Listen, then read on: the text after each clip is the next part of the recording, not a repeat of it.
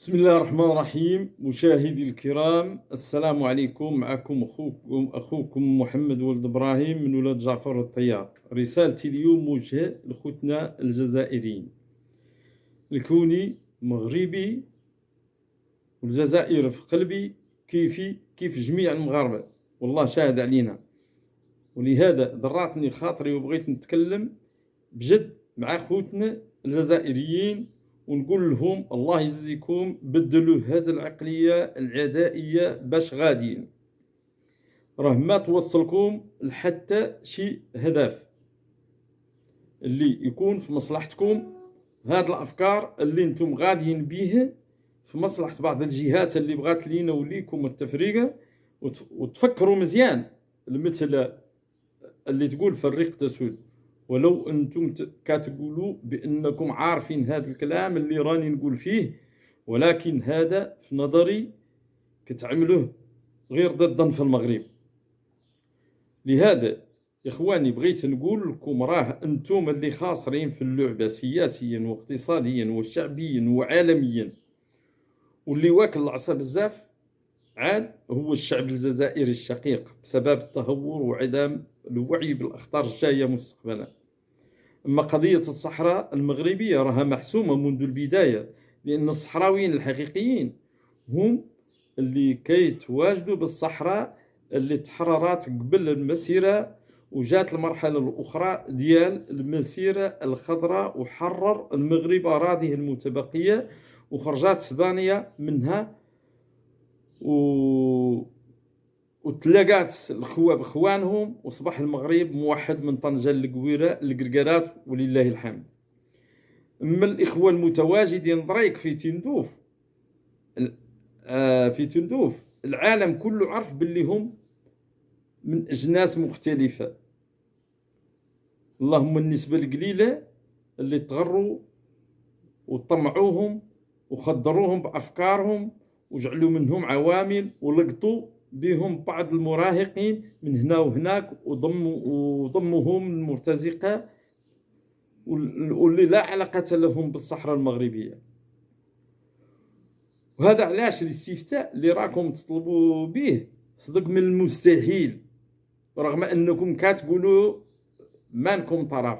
وراني سمعت واحد الحوار مع أخ جزائري، ما بقيت عارف اش من قناة هذيك، اللهم المهم قال بأنه دكتور وتيفهم في قضية الصحراء مزيان، وبديت نسمع قلت ربما يعطي شي حقيقة، لكن الكلام اللي قال كله لا علاقة له بالواقع وغير صحيح بتاتا. منين قال باللي المغرب حرر الصحراء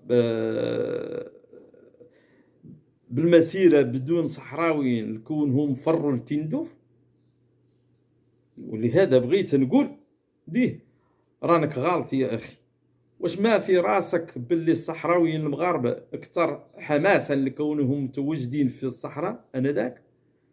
واش ما في راسك باللي في جميع أنحاء المدن المغربية من الشمال للجنوب فيها صحراويين وسوسيين وشماليين وشرقيين إلى آخره؟ بمعنى حتى المغرورين اللي عندكم في تندوف هم كذلك من المدن المغربية المختلفة، وعلى رأسهم رئيس الجبهة الوهمية. وما في راسك باللي الصحراويين المغاربة اللي استعمراتهم اسبانيا هم نفوسهم اللي دريك اللي في المجالس السياسية بالصحراء المغربية وفي جميع الميادين. واش ما في راسك باللي هذوك اللي غريتهم اغلبيتهم غاربة الداخل قراو في المدن في بعض المدارس الابتدائية والمدارس العليا في كل من مراكش والرباط وفي أكادير وفي آقا وفي طنطان وفي طاطا إلى آخره. واش ما في راسك باللي أغلبيتهم أبناء الجيش المغربي؟ واش ما في راسك ديك الكمشة كلها اللي في تندوف البعض منهم كانوا كسابة ورحال في وادي طرعة وطنط نواحي طنطان ونواحي آقا وآسا؟ واش ما في راسك، واش ماشي في راسك باللي ما عندكم في تندوف الا كمشة تلفة اللي كانوا انذاك مراهقين وغرهم النظام الجزائري انذاك ومن معاه. واش ما بغيتي تقرب باللي اغلبيه المغررين فطنوا باللعبه ورجعوا دريك لوطنهم، ولم يتبقى في تندوف الا بعض المرتزقين اللي دريك خلطوهم مع دوك اللي مديور عليهم الحصار وما لقاو كيف يعودوا لوطنهم. اتق الله يا اخي ورجع لصوابك.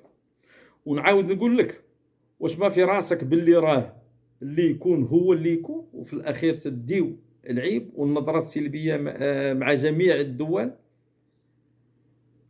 الله يهديكم، كونوا ولو غير شويه واقعيين ورجعوا لصوابكم، وما تنسوا خير المغرب. واش هكذا يردوا الناس الجميع؟ حق مولانا يحنا ما بغينا لكم الا الخير ملكا وشعبا، ولكن ما عندنا من نعملوا مزال معاكم الا نطلبوا لكم من الله الهدايه.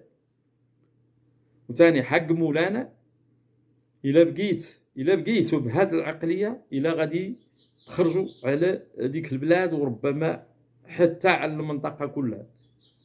ولكن على ما بالي حسدكم فقط المغرب اللي جعلكم تقولوا له لا يقلب غير نهرس المغرب.